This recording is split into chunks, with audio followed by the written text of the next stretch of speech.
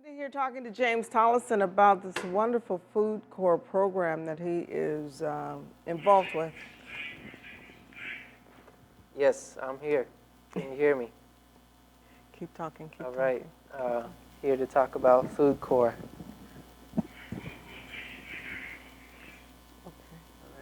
And so again, don't pay attention to them. They will catch your angle the way they need to catch it.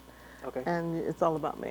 You Okay. and I are sitting here as having a good old time, and they have nothing to do with anything we're here talking about. Okay. Okay.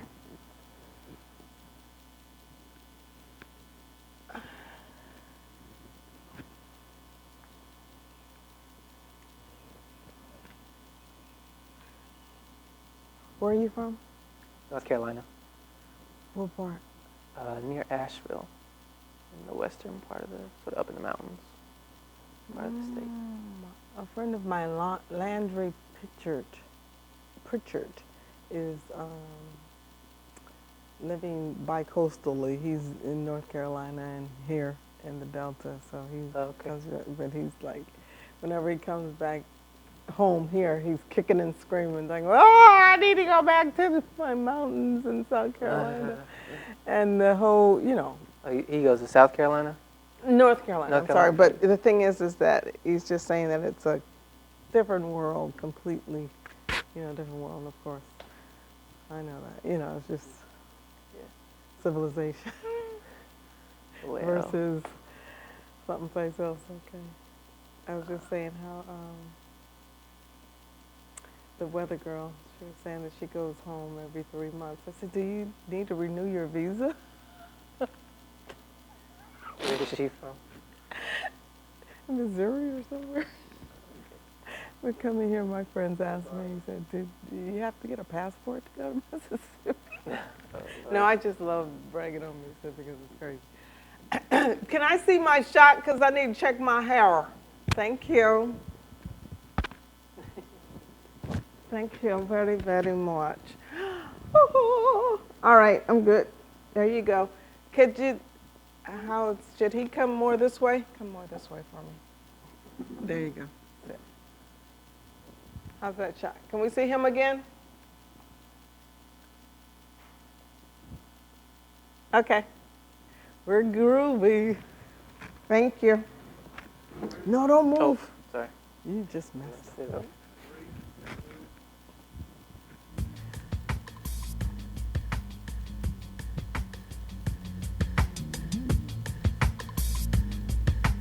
Welcome to Delta Renaissance. I'm your host, C.Sade Turnipseed. And on tonight's show, I have a wonderful young man all the way from North Carolina who's here working on the FoodCorps project. And this is James Tolleson. He is an educator and a community organizer and economic development specialist as it relates to food. I'm giving you all that credit because Thank you. Thank you. because I really do. I love what you're doing here. I really do. It's exciting work, and I applaud you. So let's get into it. You're here from North Carolina. Yes. How did that happen? How did you get to the Delta? Well, I grew up partially in North Carolina and actually partially in California. But I went to school in North Carolina, and I love the South. I feel at home in the South. Mm-hmm. And when I was in school, I got really interested in what was happening in the food movement and what was happening in the food justice movement as it relates to people getting access to healthy foods, getting access to the means to grow their own food if they so desire. Mm-hmm. And FoodCorps has been really one way that I can really get into that. Mm-hmm. And so I applied to FoodCorps, and I knew that I wanted to stay in the South. Had always heard a lot about Mississippi, so I applied, and here I am. Been here for 1.5 years. Cool. So what part of California was it that you grew up in? The Bay Area. Oh, really? Yeah, San Rafael. Okay, I didn't realize that. We didn't get that far in the conversation. I'm a Bay Yeah. Area native. Right. Born and raised. Right, Yeah. right. Okay. And I know you were probably heavily influenced with the healthy lifestyle and eating and whatnot, in the Bay Area, because I mean, that's a huge thing Of for course. them. And you could always find juice bars and places to go with health food stores, Right. which is something we should probably just kind of mention here because it's something that doesn't exist here. And a lot of people unfortunately, they consider the Delta as a food desert. And Right. what's been your experience in that, in finding healthy foods? And do you consider this a food desert? Right. Well, it's certainly a challenge in many places to find things like health food stores, although they are there in certain ways. But I would say the most the strongest impression I've gotten from the Delta as it relates to food is that I can tell by talking to people in the community since I've gotten here that there are really strong traditions of growing food and a connection to the land. Mm-hmm. We think of health food stores as being a part of a new food movement, a new health food movement. But when you talk to elderly people in Greenwood, all across the Delta, you find out that some of the things that are now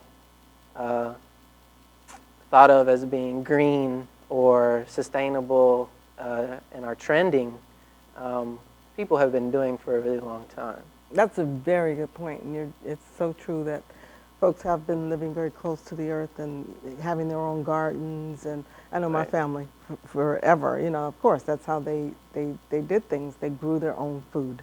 And they had the gardens, they had the free-range chickens and Right.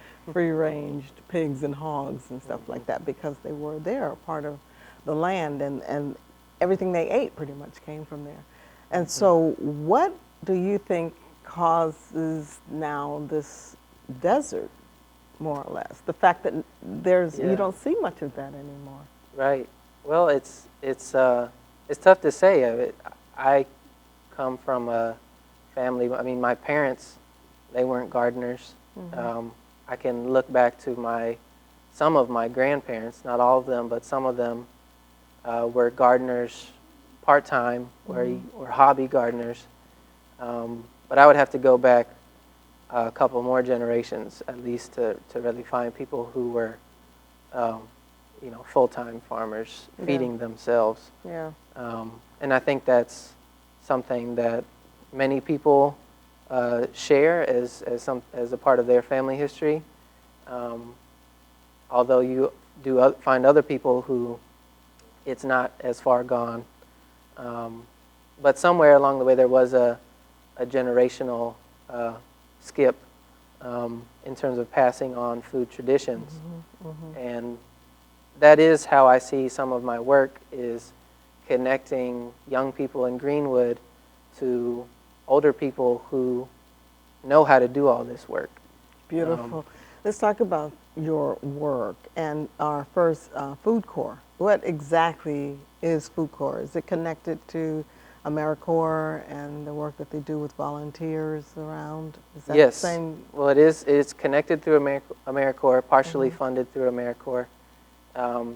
And FoodCorps is a nationwide team of service members. So FoodCorps is in 17 states currently, all the way from California and Hawaii through the South, all the way up to Maine. So there's a lot of people doing similar work to what I'm doing. And basically it comes down to what we call farm to school, which encompasses food education and nutrition. And really the main tool that we use to teach that alongside teachers in schools are gardens. So we're helping to come into a school district and work with administrators and teachers to develop school gardens and then find ways to integrate it into the curriculum. That's a beautiful thing. Yeah. Yeah. And it gets the kids really excited because it's a step away from traditional nutrition practices and teachings, really emphasizing a hands-on appreciation for food, for growing food. And what FoodCorps and Farm to School advocates have found is that kids are much more likely to try and consume different fruits and vegetables on a regular basis if they've seen it grown from seed. Right. We're going to take a break and come back. But the thing is that, you know, somehow it's gotten to be a taboo thing to go and play in dirt. But that's one of the things that children have always loved to do, is go out there, play in dirt, and watch the garden grow. So Indeed. Congratulations for your work. We're going to take a break and we're going to come on back and talk more with Mr. James Tolleson.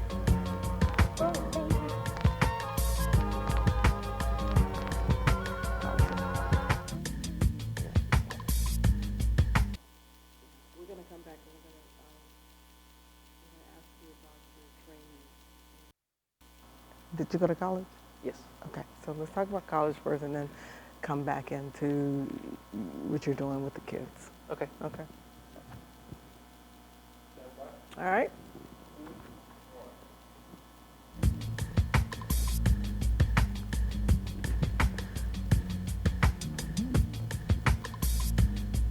Welcome back. I'm in the studio talking with Mr. James Tolleson, who is a FoodCorps educator. But now, what about your education? Where did you go to school and what did you study?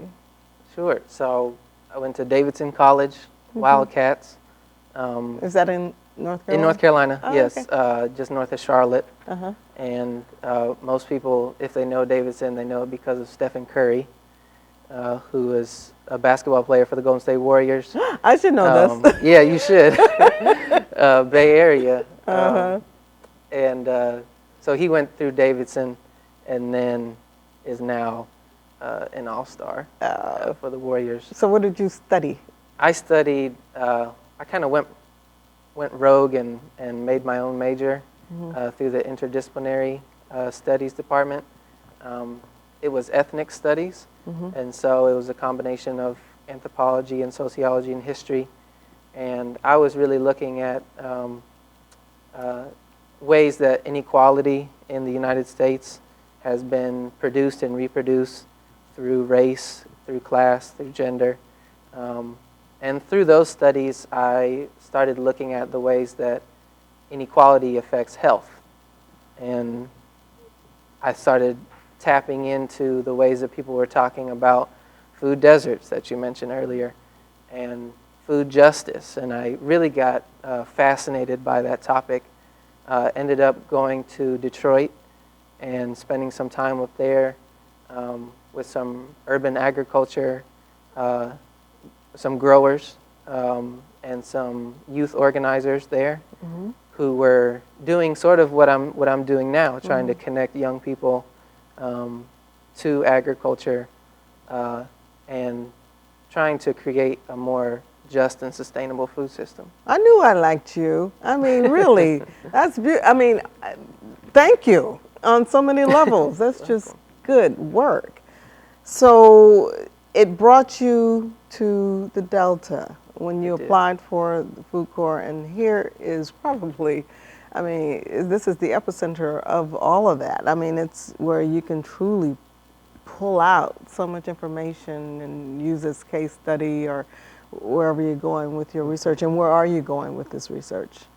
Well, it's not so much research right now, although I am learning a lot. But in terms of where I'm heading, I've learned a lot about sort of working with young people. And I would like to continue to be a youth organizer. Yeah. Because there's a lot of power, you know, in young people right now, and they have a lot to say. So helping to facilitate that is a joy. Okay, so the kids that you work with currently, these are elementary school level, or what grade level are you Up through middle school. Okay. I work with 3rd grade up to 8th grade right now. But we may be expanding to higher grades and lower grades. So tell us about that program that you're... Sure. So I'm working primarily with 2 schools at the moment, Greenwood Middle School and Threadgill Elementary School, both in Greenwood. And basically, when I first came, I looked for teachers who had an interest in food or agriculture and were willing to partner with me to develop the lessons. So I found teachers who were excited about it, and I've worked with them, mostly science teachers, but also in other subjects, to connect the garden into it. So for example, there's a third grade teacher at Threadgill named Ms. Schroeder, and she has worked with me to on lessons about the water cycle, about the nutrient cycle. And so for example, in talking about those cycles, we looked at a terrarium, which is basically a small, tiny ecosystem. And we planted a small plant in there, and the kids got to watch it grow. And this was inside because this was during the winter. And through that, they got to learn about, got to watch the water evaporate, condense, and then precipitate, fall back down. And then we connected it to the nutrient cycle and how carbon and nitrogen, all these things cycle through the soil. But then the most exciting part of it was that we have a compost pile that's with the garden. And so one day, a couple weeks ago, I brought in a big bucket, and we went to lunch after I had been teaching about those cycles. And Ms. Schroeder and I got the kids to scrape any of the sweet potatoes that they didn't eat that day at lunch into this bucket. And then after lunch, we took it out to the compost pile and dumped it in, and the kids got to spin it, because I have one that's on a sort of up on an axis that can be spun. And basically what that is showing is that they, through their own actions, can create the nutrient cycle, create compost that we can then put back into the garden and grow more food. Yes. So that's probably the epitome of what I try to do, which is taking what they're learning in science and showing them how they can put it into action through the gardens and through learning to eat healthy and sustainably. And the whole idea of recycling, you know, which is, Definitely. again, something that really needs to be focused and emphasized here. You know, like it's critical to the Earth's environment and all of what you're talking about with the ecosystem. You know, Right. recycle, and the garbage that we consider garbage is also food for the Earth. It's something that we need to understand how, you know, compost works and how you can get all of the nutrients you need, you know, pretty much from that growth system. Yeah. Um, And but- in addition to the food, we do try to, Ms. Schroeder has helped to start a paper recycling and plastic recycling in her classroom too. Yeah. So we are tying it to that.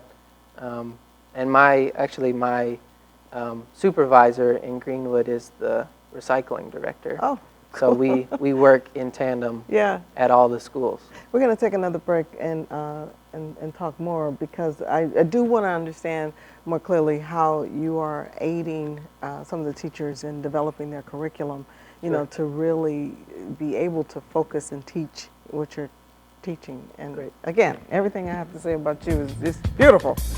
Love it. So we're going to take a break and come on back and talk more with James Tolleson.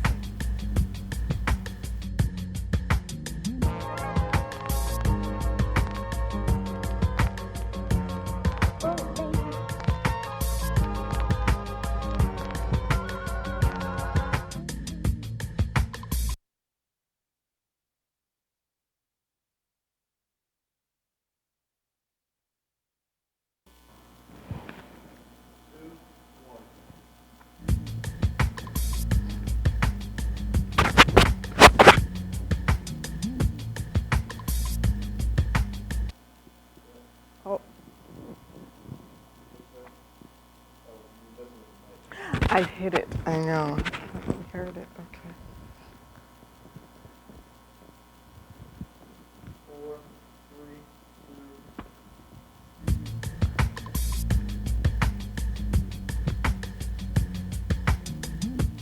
Welcome back. I'm here speaking with a beautiful young man that I just met this evening, but I'm just in love with your work. I'm loving everything that you're doing here, and I'm trying to figure out how can we keep you? Because you're going to be leaving soon. You're part of the AmeriCorps, the FoodCorps program, and it's on a contract for just a year or so, or 2 years. How long are you going to stay? So it's the FoodCorps terms are year-long.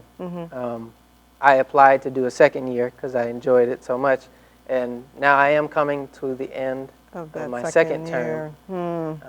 You can be extended for another year. But Well, talk to us about sure.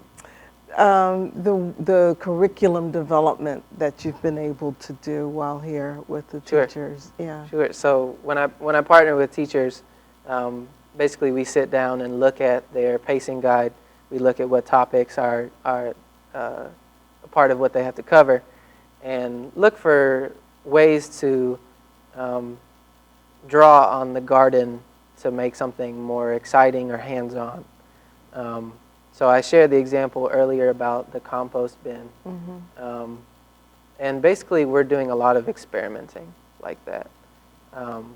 There are people around the country that are doing similar things, but it's definitely a lot of trying out different lessons, and some of it may be outside of the comfort zone of a teacher, but I've found that teachers are excited about the results of when the garden is connected, because the students react in a way, it brings a lot of energy to the school day.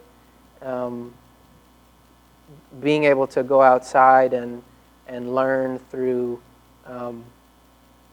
interacting with plants, touching and feeling and smelling, even in some cases tasting. And that's probably the most exciting way that the curriculum connects with the garden, is when we're able to taste some of the fruits and vegetables that we're growing.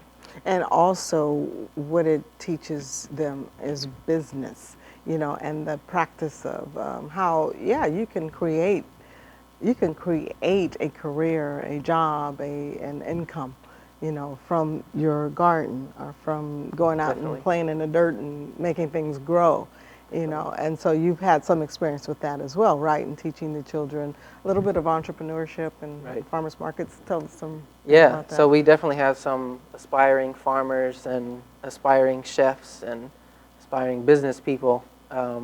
In one group in particular that I work with is a group of middle schoolers, and they helped me maintain gardens over the summer.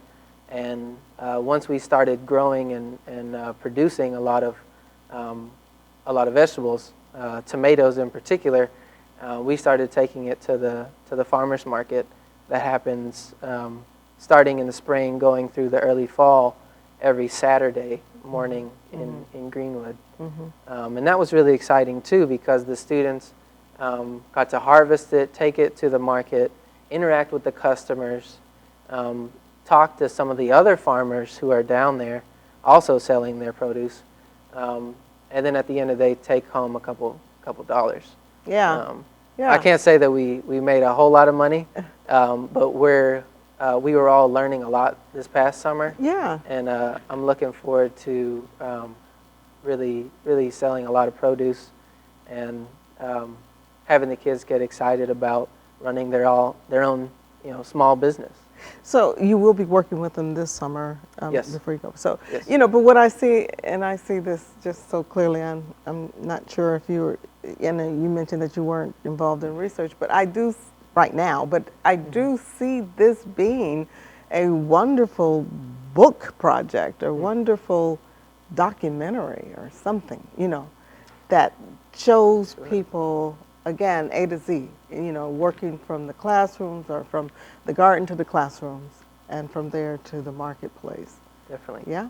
Are you thinking along those lines of pulling it all together into some final report or something to that effect? I think we have been discussing with my middle school group, the garden club, the possibility of uh, filming or interviewing elderly farmers in the area, and connecting that to the work that we're doing, sharing stories about agriculture in and around Greenwood.